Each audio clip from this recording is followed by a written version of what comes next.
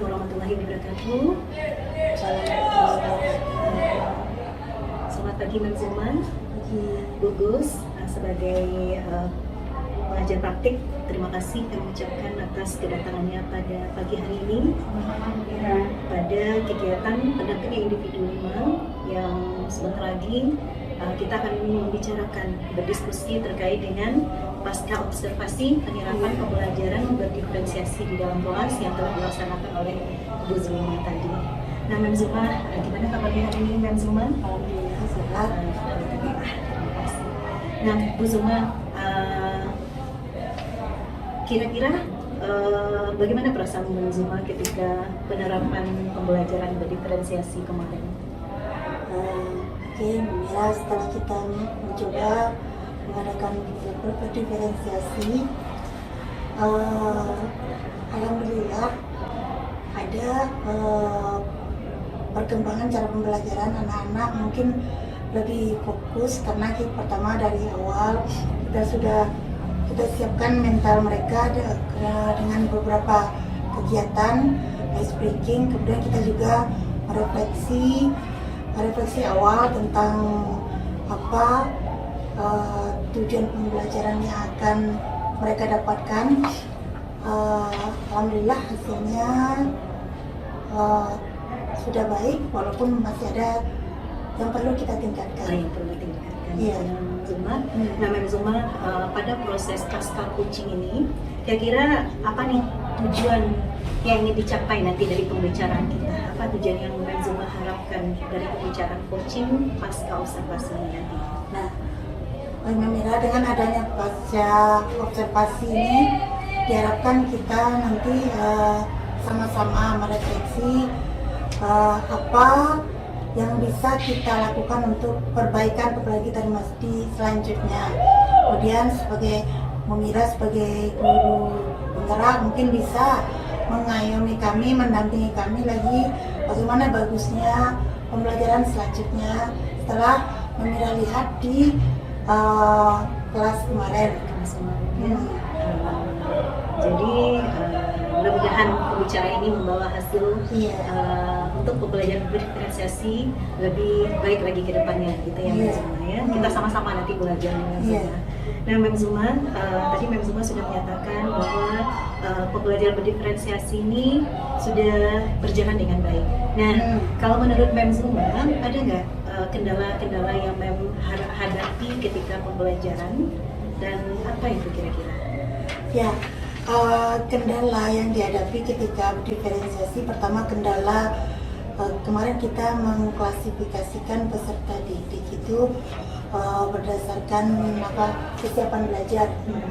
Nah, kemudian untuk di sana di awal ada anak-anak yang agak seperti ini pembagiannya, memangnya kenapa nanti yang itu aja mereka satu-satu kelompok. Nah, terus kami gimana? Ada rasa mereka kecil hatinya ada, tapi setelah kita yakinkan bahwa ini membagi berdasarkan tes diagnostiknya, kesiapan belajar kamu pada materi ini. Tapi pada prinsipnya semua kamu tuh bisa, kamu mampu. Hanya pada bahasa Inggris ini yang mengkelompokkan. Nanti kalau kamu nanti baik lagi, nanti nilainya di awal, tentu kamu akan kelompok yang lebih bagus. Kemudian sempat juga anak komplain, tetapi ketika kita memberikan kebetulan kita tugasnya itu juga berdiferensiasi nanti prosesnya. Mereka bilang, oh gitu ya Mem. Jadi kalau mereka yang pintar-pintar tadi Mem, berarti tugasnya lebih banyak Mem. Kalau kami yang kurang, yang nanti tugasnya lebih sedikit. Itu salah satunya. Tapi kita kembali meyakinkan, mungkin sekarang kamu tugasnya sedikit, tentu kita mungkin sedikit juga pengalaman kamu. Jadi kita terus berusaha menjadi yang terbaik sehingga kita akan lebih banyak mendapatkan hal-hal yang baru. Itu kemarin ketika membagi kelompok. Pembagian kelompok ya. Bagian kelompok. Mungkin ini karena sesuatu yang baru ya Mem ya bagi Iya. mereka, karena sebelumnya kita membagi kelompok random ya Mem ya. Iya. Sekarang Mem membagi siswa berdasarkan kesiapan belajar kayak berdasarkan Iya. pembicaraan kita sebelumnya. Berarti pembagian kelompok berdasarkan kesiapan belajar mereka. Ada mereka yang tinggi kesiapannya, rendah Iya. dan menengah. Jadi di sanalah kebingungan mereka. Kenapa sih kami dikelompokkan gitu ya, Mem ya? Ya biasanya kita kan bagiannya hitung aja 1, 2, 3 nih Iya, kelompoknya. iya. Jadi itu pertama yang kendala Mem hadapi ya, mungkin Iya. akan kebingungan siswa di sana, pertanyaan yang muncul ke mahasiswa gitu ya, Mem ya. Iya. Yang kedua karena mungkin arahan dari Mem Zulma juga, akhirnya siswa mulai memahami Iya. tingkat kesulitan masing-masing kelompok juga berbeda nantinya. Iya. Nah, Ya, cuman apakah emang boleh kita melakukan seperti ini? Mungkin kita kembalikan diskusikan. Mungkin ada anak yang menerima dengan ini, dengan klasifikasi ini. Mungkin ada mereka yang merasa tidak enak. Kita kan itu hanya jawaban mereka. Mungkin kita belum bisa mencari jawaban satu persatu untuk siswa itu secara umum gitu. iya itu baru secara umum gitu ya. Iya. Jadi itu tanggapan yang Mem Iya. dapatkan. Kita Kira-kira jadi kajian apakah boleh seperti ini kalau karena kan mereka ada masa saya kurang bagus itu kalau ada. menurut pendapat Mem bagaimana? Kalau kita kembalikan, kira-kira apa nih solusi yang kita lakukan untuk menghadapi kendala-kendala, atau menurut pendapat Mem ada nggak sesuatu yang bisa kita lakukan agar ini tidak menjadi kendala atau hambatan bagi pelaksanaan pembelajaran berdiferensiasi? Iya, mungkin untuk pembagian kelompok ini Kak, semuanya ada plus minusnya. Kalau kita klasifikasikan mereka berdasarkan gaya belajar, ini mereka merasa tidak ada yang Jadi rasa bindernya mungkin. gitu. Tapi orang tergantung anak-anak juga, Iya. tergantung kelasnya. Iya. Memang kita harus itu ya. pahami dulu karakter masing-masing anak dan kelas secara keseluruhannya. Berarti itu yang merasakan sekarang ya. Iya. Ketika pembagian kelompok berdasarkan kesiapan belajar, rasa-rasa anak nih ada rasa-rasa kenapa sih seperti ini, pintar sama pintar, Iya. yang kami kurang sama kurang gitu kan, itu yang belum konsep dipahami oleh Iya. siswa. Jadi kalau menurut pendapat Mem, kedepannya kita bisa mengganti modelnya, nggak itu terus gitu kan. Jadi nggak ada ya mungkin dengan ada pengelompokan berdasarkan gaya belajar. Kalau menurut pendapat Mem sendiri, kira-kira mana dia efektif, berdasarkan gaya belajar atau kesiapan belajar pengelompokan siswanya? Nah, kalau kita untuk materi, sebenarnya kalau untuk pembelajarannya memang efektif mungkin di kesiapan belajar, tapi itu tadi anak-anak nyaman tadi. Oh gitu. Iya. Jadi soft lock itu bisa kita ganti gitu ya, Iya. Mem, ya, biar bervariasi dia gitu ya. Iya. Sekali-sekali kesiapan belajar, nanti gaya belajar lagi gitu ya. Jadi mereka tidak merasa seperti dikelompokkan kelompok-kelompok Iya. terdiskriminasi mereka. Iya, kemarin ada juga anak yang merasa Mem, kalau udah yang pandai-pandai situ, terus gimana, siapa yang ngajarin kami nanti Mem? Iya. Itu ada anak yang komplain kemarin. Jadi itu juga kendala yang pembagian kelompok itu kemarin. Iya. Ya, banyak. Nah, kalau masalah apakah ada kendala lain, Mem? Tadi kan sudah ya, kalau untuk pembagian kelompok nanti solusinya bisa kita carikan, berikan mereka kelompok bervariasi untuk mengelompokkan siswanya ke dalam pembelajaran. Nah, kalau kendala lainnya ada nggak? Rasanya Ketika kan, pembelajaran diferensiasi. rasanya nggak ada itu aja. Gitu. Nah, Mem, tadi Kemudian itu juga nanti gini, kalau kemarin kita coba kan pembelajaran berdiferensiasi itu kan tugas yang diberikan untuk masing-masing kelompok itu berbeda. Tujuan kita nanti ketika kita mengkonfirmasi apakah mereka mengerti dengan masing-masing kelompok itu dengan tugasnya.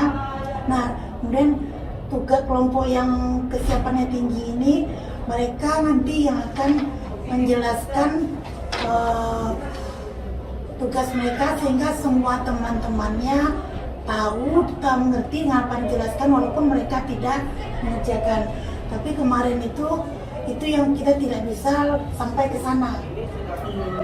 Ya, kita kan kemarin per discovery learning, harapkan itu, jadi mereka ketika temannya menerangkan, otomatis mereka bisa tahu dengan tentu kita juga bantu nanti. Itu sudah tercapai kemarin. Berarti nanti ke depannya bagaimana?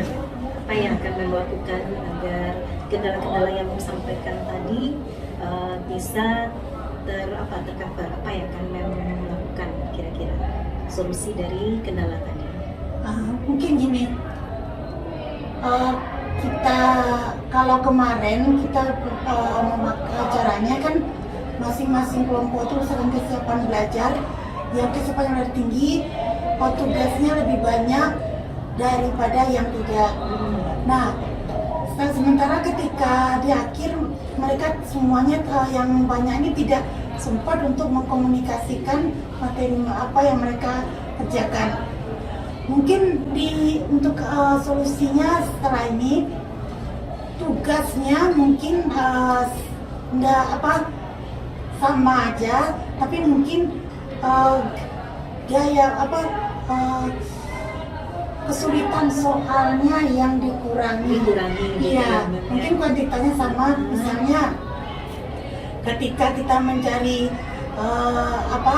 di kelompok yang rendah, misalnya informasi tertentu, di yang menengah informasi tersirat misalnya. Kemudian untuk mencari generic structure-nya, kalau yang di kelompok rendah kita berikan kalau ini termasuk apa, kita bimbing mereka untuk sampai menemukan strukturnya. Tapi kalau yang kelompok lebih tinggi, memang mereka sendiri yang mencari. Itu yang kedepannya kesulitan soal untuk yang tinggi ini dikurangi sedikit agar waktunya tercapai gitu ya, Mbak ya. Jadi atau mungkin semua mereka dapat indikator soal yang sama, tapi kesulitannya berbeda-beda nanti berdasarkan kesiapan belajarnya. Atau jumlah soalnya juga bisa dikurangi. Kemarin kan jumlah soal yang banyak untuk yang kelompok yang tinggi. Ternyata mereka juga tak sampai mengerjakan sampai ke sana. Nah, Mem, tadi Bang sudah menyampaikan ini kendala dan kira-kira solusi dari permasalahan yang ada. Nah, kira-kira kapan Mem bisa menerapkan rencana aksi tadi yang Mem sampaikan, solusi-solusi atas kendala yang ditemui pada pembelajaran diferensiasi? Apakah Mem nantinya untuk materi selanjutnya masih tetap menerapkan pembelajaran diferensiasi? Kira-kira kapan itu rencana aksinya? Ya pokoknya kita berusaha nanti setiap pembelajaran, setiap pertemuan kita akan mencoba merancang pembelajaran diferensiasi ini. Dan juga tentu seperti yang Mira katakan, juga kesiapan belajar anak sebelum mulai itu ada ice breaking-nya, sosial emosionalnya, kita terapkan. Jadi kita coba memasukkan ice breaking pembelajaran sosial emosional ya, Mem ya, agar mereka lebih interaktif gitu dalam pembelajaran. Nah, Mem, tadi Mem sudah menyampaikan rencana aksinya, mungkin materi selanjutnya, berarti kan secepatnya itu ya, Mem ya. Nah, kira-kira nih siapa yang akan membantu Mem bisa mendukung Mem agar terwujudnya rencana aksi tadi? Ada. Kita saling bekerja sama nanti. Iya. Oke, alhamdulillah. Kira-kira apa nih yang bisa Mem Zulma simpulkan dari pembicaraan kita hari ini? Ya, intinya kita sebagai guru memang harus mempelajari, paham dengan karakter siswa, dan juga kita sebelum belajar itu menyiapkan mental siswa untuk belajar itu sebenarnya. Nah, kemudian kalau sebenarnya yang diferensiasi ini dulu pun sebenarnya sudah ada dikatakan berdiferensiasi, tapi enggak segembornya harus berdiferensiasi. Di FPP kan ada katakan memperhatikan karakteristik peserta didik. Jadi maksudnya gini, kalau anak kita di kelas itu ada yang misalnya kayak belajarnya kan ada beberapa itu, kemudian kita selang-seling hari ini kita pakai audiovisual, besok kita pakai lagi misalnya yang visual, besok kita pakai kinestetik. Jadi semua kemarin kita itu bisa nyambung dengan anak-anak. Tidak hanya mungkin dengan kelompok seperti kemarin. Tapi pandai kita Iya. memvariasikan pembelajaran nantinya. Iya.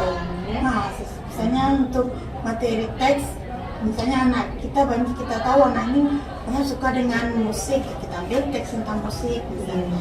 Sebenarnya menarik sekali apa yang disampaikan tadi. Mudah-mudahan yang akan menjadi rencana aksi kita dapat secepatnya kita dilaksanakan. Jadi saya secara pribadi nggak sabar juga memang untuk melihat atau bisa mendengar cerita yang lebih lanjut lagi tentang penerapan pembelajaran berdiferensiasi untuk materi selanjutnya, gitu ya kan? Mem Zuma, terima kasih banyak atas diskusinya yang hangat pada pagi hari ini. Mudah-mudahan apa yang kita bicarakan bisa bermanfaat ke depannya bagi kita sendiri dan bagi orang lain. Assalamualaikum. Terima kasih atas kesempatannya.